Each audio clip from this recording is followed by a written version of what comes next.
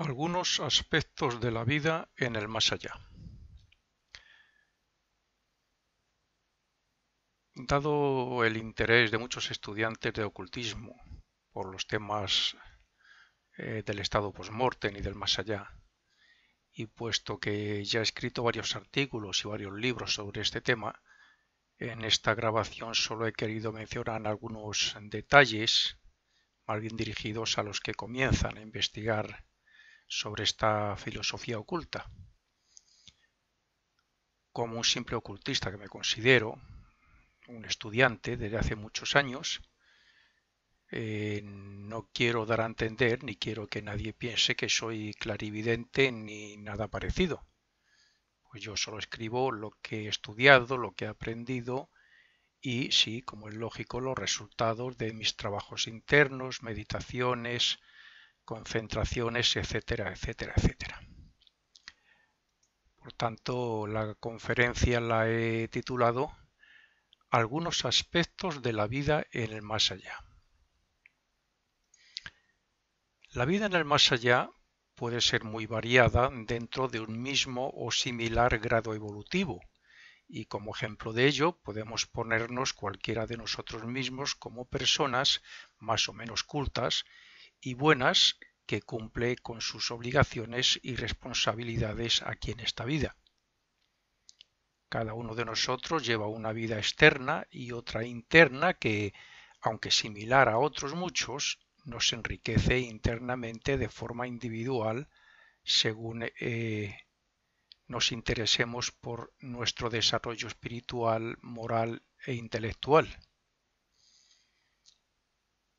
Cada fallecido puede ser consciente en unos planos y quizás en otros no. Los más atrasados, hablando evolutivamente, claro, los más atrasados son conscientes en las regiones inferiores del mundo de deseos, que es donde comenzamos a estar más tiempo después de la muerte y después de llevarnos la grabación de todas las experiencias de nuestra vida. Y los más adelantados, por el contrario, bueno, pues además también lo son, además de ser en las regiones inferiores, también lo son en las superiores del tercer cielo. Este es el mundo más elevado al que tenemos acceso como humanos. Si bien es cierto que algunos, como ya veremos luego, se pasan muchísimo más años abajo en el mundo del deseo y muy poco y casi semi-inconscientes en el mundo del pensamiento y tercer cielo. Según su conciencia, así ven estos, los fallecidos, así ven el mundo donde se encuentran. Pero como la materia se hace cada vez más sutil según se asciende por los mundos, tenemos que las regiones donde están los menos adelantados y la gente normal, o sea, en el purgatorio y en el cielo, son de materia tan sólida, vamos a decirlo así entre comillas, a la visión que durante un tiempo incluso creen los fallecidos que siguen en el mundo físico.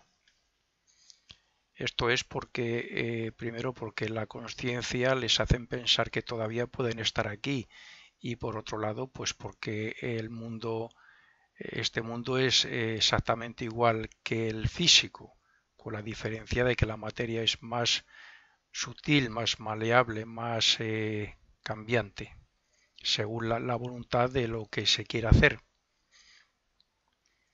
Claro que esto ocurre mientras no observan algún objeto de cerca para ver cómo vibra su materia o mientras no se den cuenta de que pueden atravesar paredes o sentarse en un sillón compenetrando el cuerpo de otra persona.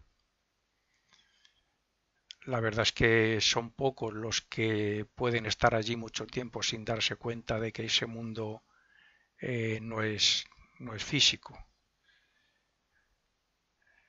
Hay excepciones, claro. Personas materialistas muy aferradas a determinadas cosas viven constantemente en ellas o sobre ellas y no ni se les pasa por la cabeza que eso pueda ser otro mundo. Solo a partir de ahí pueden comenzar a cambiar su imagen cuando se dan cuenta y cambiar el ambiente donde suelen encontrarse, pues la mayoría de los recién muertos creen que siguen entre las cuatro paredes de su casa y con su familia. Esto me recuerda un poco también a aquella película titulada El sexto sentido de Bruce Willis, un personaje que no sabía que había muerto y actuaba pensando que era quien era aquí en el mundo físico. Bien, otros notan antes que han fallecido si han sufrido mucho por una enfermedad y si algún auxiliar invisible le explica cuál es su situación y le dice que ya no tiene ninguna enfermedad ni, como consecuencia, dolencia alguna. Los que mueren en esa situación es fácil que ya la misma familia estén, incluso antes de que muera, estén al lado de él y le comenten la realidad. Y algo similar ocurre con los que mueren en catástrofes, una muerte terrible como son guerras, accidentes, y siempre hay lo que en la filosofía Rosacruz llaman un auxiliar invisible que le puede explicar lo que le ha pasado. Naturalmente que el despertar en el más allá se produce más pronto que tarde, porque el muerto quiere comunicarse con sus seres queridos y llega un momento en que comprende que algo ha debido de ocurrir porque nadie responde a sus palabras ni a sus toques. En esos momentos quizás se pase mal, dependiendo de las creencias personales de cada uno y de las enseñanzas inculcadas a esa persona. No es lo mismo la persona que no cree en nada después de la muerte que un estudiante de la filosofía Rosacruz que aprendemos, creemos y vivimos de acuerdo a esta filosofía. Así, el devoto que cree y se ha imaginado un cielo donde ser feliz, por ejemplo, un cristiano que tenga muy claro que hay un cielo donde se es muy feliz, pues allí se encontrará. Pero el malvado, que crea también en que recibirá un castigo en un infierno, pues es fácil que también encuentre ese panorama y lo vivirá durante mucho tiempo. Solo cuando aprenden que con esa clase de materia y con su imaginación y su voluntad pueden cambiar su imagen y su alrededor ambiente, es cuando comienzan a vivir de verdad su purgatorio y su cielo, cada persona, según donde tenga que ir y según el tiempo que deba estar. Según pasa el tiempo en el mundo de deseos, las personas se olvidan cada vez más de la vida física pasada y comienzan a interesarse por su propia transformación y por su vida en el más allá. Sus deseos, sus sentimientos y sus intereses ya no son de la tierra, sino del cielo, y esa nueva vida les hace olvidar progresivamente su vida pasada. El hecho de tener un miembro familiar con cierta, vamos a decir, intuición, entre comillas, importante, el fruto de mis estudios también y sus correspondientes trabajos internos y la actitud y reacción de una gatita que tengo en mi casa me ha demostrado que gran parte de lo que digo en estos párrafos es digno de crédito. Quizá nadie crea en todo esto, pero yo puedo asegurar, al menos para mí mismo, que cuando un familiar muere está en la casa donde vivía y con su familia muy a menudo durante unos cuantos meses y quizás pocos años. Luego viene de vez en cuando, sobre todo si se le menciona o se le invoca, y al cabo de pocos años ya no vuelven a los lugares físicos donde solían estar, porque primero comprenden que casi se han olvidado de él, Se dan cuenta que ya la familia se acuerda muy poco de él, ni le mencionan apenas. Segundo, porque ya no se siente atraído. Digamos que tiene su propia vida allí y dejan de interesarse por esta vida. Tercero, porque donde se encuentran está mucho mejor. Y cuarto, porque cada vez tienen menos recuerdos de su vida pasada, según van ascendiendo, sobre todo a partir de el cielo o primer cielo que llamamos en la filosofía Rosacruz. Sería muy conveniente que cada persona imaginase la vida post-mortem desde el punto de vista de que la vida no acaba, sino que continúa igual que las partículas de agua siguen siendo agua cuando pasan del estado líquido al gaseoso. Tampoco cambia mucho la relación con los que se quedan cuando alguien fallece, porque en realidad el hecho de no verlos no significa que no estemos en contacto con ellos cuando concentramos voluntariamente nuestra conciencia en ellos y en ese mundo superior, y mucho más por las noches, claro. También el hecho de no verles no significa que no nos escuchen, porque no es así, sobre todo durante unos años, según la frecuencia con que lo hagamos y según dicho fallecido tenga interés en contactar o no con nosotros. Esto me hace recordar o me inclina a decir que algunos se olvidan de que no porque un fallecido esté ya en el más allá, no pueda oír y por tanto se debería de tener un poco más de cuidado con las cosas que se dicen pensando en que nadie escucha. Donde no hay duda tampoco es en que contactamos con nuestros seres queridos mientras dormimos. Quizás no recordemos nada o pensemos que hemos tenido un sueño, pero sobre todo los primeros meses después de la muerte de un familiar se nota. A ver, al menos yo lo he notado con dos personas de mi familia, concretamente con mis padres. Bien, se nota y más si cuando uno se acuesta se predispone para ello, se duerme con esa idea e intención. Es más, se nota su presencia en la casa. Los llamados muertos están en todas partes, y entre nosotros como pueden estarlo la neblina y el humo juntos. No se interfieren para nada, ni con nosotros con la materia física tampoco. Digamos que se compenetran mutuamente. Muchos están en sus cosas, pero otros también van y vienen por las calles, los hospitales, los bares, los que tenían esos vicios, o las iglesias, según fueran sus inclinaciones cuando vivían. Otros que descubren que allí está todo el conocimiento que desean, se dedican a estudiar y a desarrollar su espíritu. Otros, y quizás por mucho tiempo, se pasan nuestros días y nuestras noches velando a padres enfermos o a sus niños que han dejado aquí en la tierra. Los avariciosos estarán entre lo que más desean. Los dominados por vicios estarán sufriendo, viendo cómo otros consumen mientras que ellos no pueden, etcétera, etcétera, etcétera.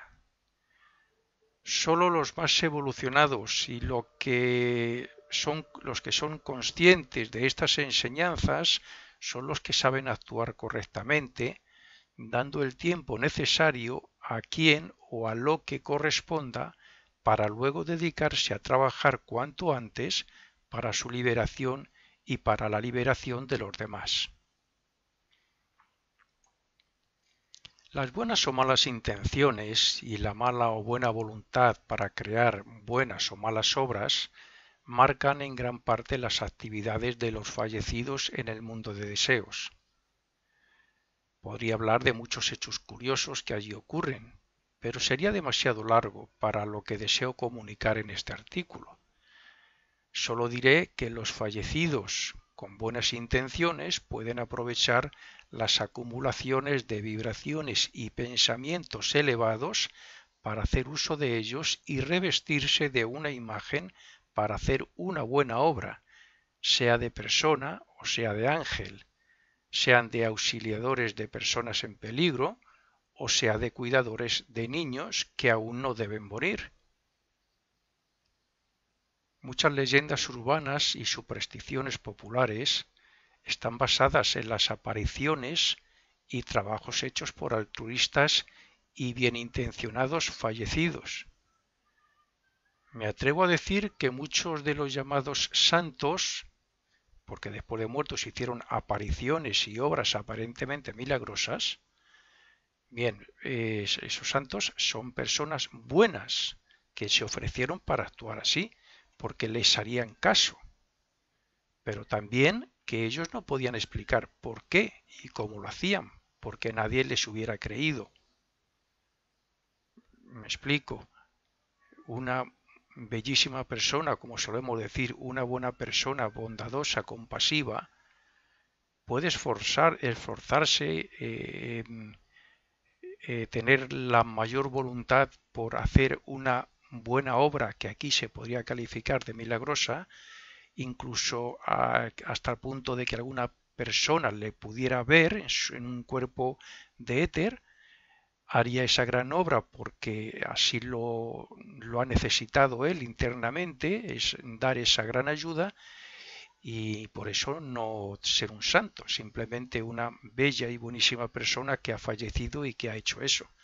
Bien, ese hecho ha podido ser considerado por la persona que le ha visto o las personas que le han visto como la aparición de un santo y a partir de ahí pues han podido crear esa idea o esa imagen de un santo. No digo que todo sea así, simplemente estoy hablando de posibilidades de estas apariciones de personas que han fallecido y que lo han hecho con la intención de hacer una gran obra o una buena obra a la humanidad o a determinada persona.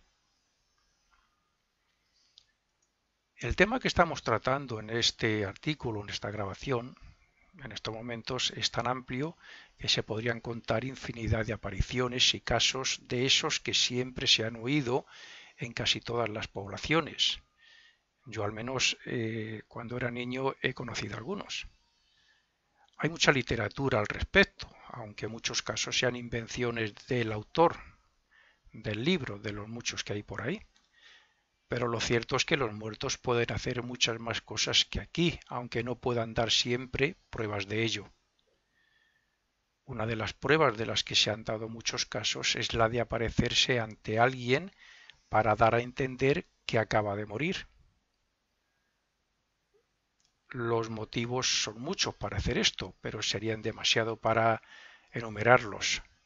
Lo cierto es que suelen aparecerse principalmente a los seres queridos que hace mucho que no ven o a quienes y con quien tenían alguna relación o deuda importante. Bien, suelen aparecerse tal como están vestidos y tal como están en ese momento y según ellos mismos se imaginan. Entendamos que cuando una persona muere, pase el tiempo que pase, si pudiera parecerse hasta el punto de que le puedan ver, las personas le van a ver como él se imagina que está vestido. Normalmente se imagina que están vestidos pues como estaban aquí. Estas apariciones suelen durar segundos o minutos porque por lo general luego caen en trance para ver lo que ya he dicho en otros artículos y grabaciones, ver esa película de su vida de la cual extraen la quinta esencia de las experiencias. También hay otra clase de apariciones que se hacen estando la persona en el lecho de muerte, pero aún con vida. En estos casos suele ser el amor y los fuertes anhelos y deseos los que facilitan el desprendimiento de los cuerpos sutiles o separación del cuerpo físico. Muchas de estas apariciones no dicen nada o solo gesticulan, pero otras las han llegado a oír los presentes, los que estaban en ese momento allí donde ha querido aparecerse por algún motivo muy importante.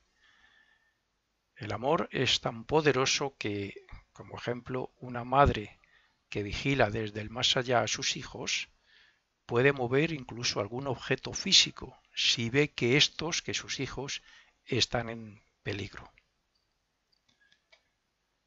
Otro tema muy común que en forma de pregunta se hacen algunas personas en el tiempo que se tarda en renacer es el tiempo, se pregunta en el tiempo que se tarda en renacer. Pero aquí también hay diferentes interpretaciones, de acuerdo a su estado de conciencia y a su grado evolutivo en general.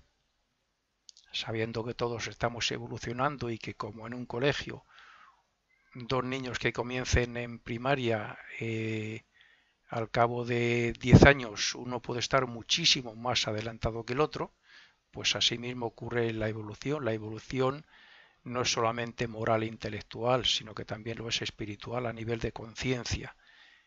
Y los que progresan más, evolucionan más a nivel de conciencia, por supuesto, en los mundos invisibles su estancia allí es muy diferente.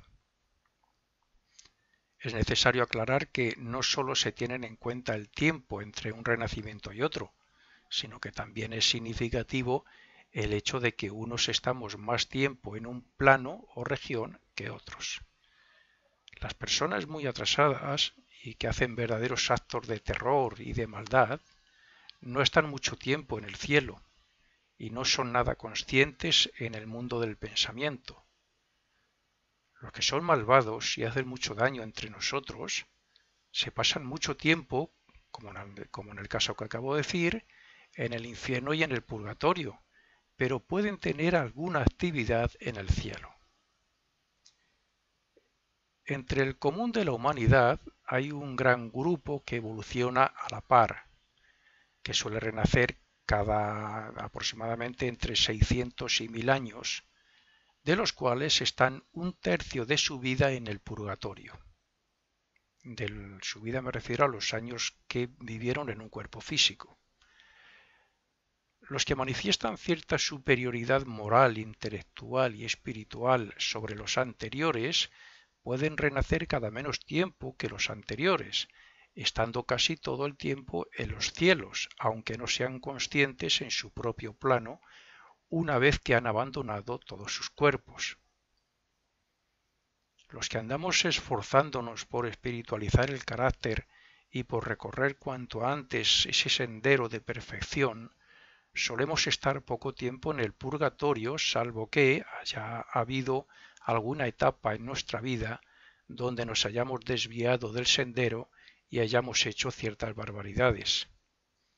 Aquí entra también, por supuesto, la excepción de que una persona pues ha hecho muchos motivos para estar en el purgatorio y ha conocido la filosofía oculta o una religión o un movimiento similar donde cambió su vida para bien. Lo que hizo anteriormente pues le tendrá que llevar a ese purgatorio también. Algunos comienzan a ser conscientes en el tercer cielo, pocos todavía, y en lo que algunas escuelas también llaman su cuerpo causal, el vehículo del yo superior, del ego, aunque, como he dicho, por muy poco tiempo. En casos similares a este último, se está la mayor parte en el primer y segundo cielo, y muy poco en el purgatorio y en el tercer cielo.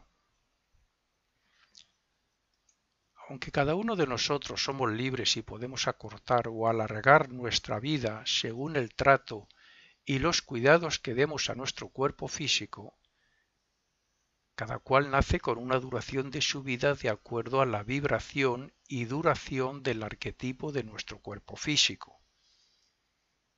Cuando hablo del arquetipo, en realidad me estoy refiriendo a dos: el molde o cuerpo etérico sobre el cual se forma el cuerpo físico, se agrupan los átomos físicos, moléculas y células, y el principal o básico, que es ese arquetipo, ese molde vibrante que con la ayuda de la jerarquía se forma en el mundo del pensamiento, que ese es el que tiene exactamente el tiempo aproximado de vida que deba tener nuestra vida aquí, nuestro destino aquí en el mundo físico.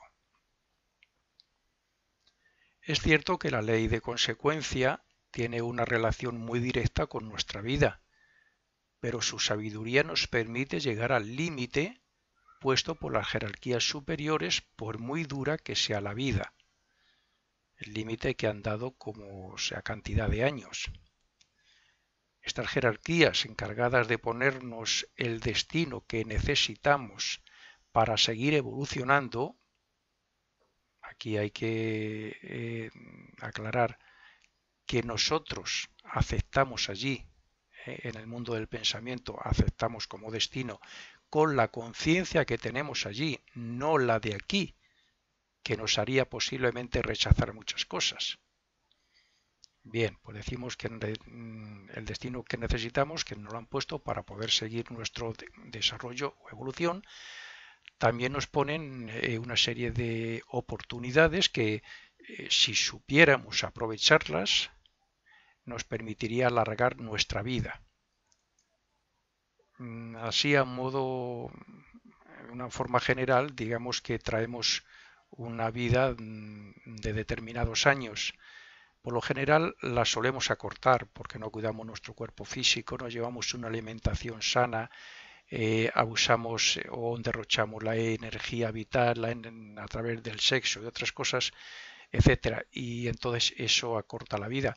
También es cierto que quien dirige su vida y trabaja y vive dentro de lo moral, lo espiritual, lo intelectual, etcétera, y procura hacer el bien y ser compasivo, etcétera, etcétera, esa persona también, es decir, aunque parecen ser que son pocos, podrían alargar su vida.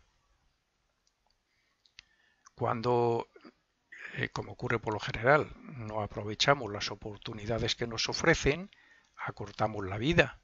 Pero si además nos metemos en un callejón sin salida donde vamos a perjudicar en gran medida nuestras próximas vidas, hay casos, entonces dichas jerarquías acaban con ese arquetipo mencionado y morimos como efecto de su obra, aunque alguien no lo crea, amorosa hacia nosotros. Una vez aclarado este punto que creía importante, veamos cómo, además del tiempo entre renacimientos, también tiene su importancia el sexo del cuerpo físico.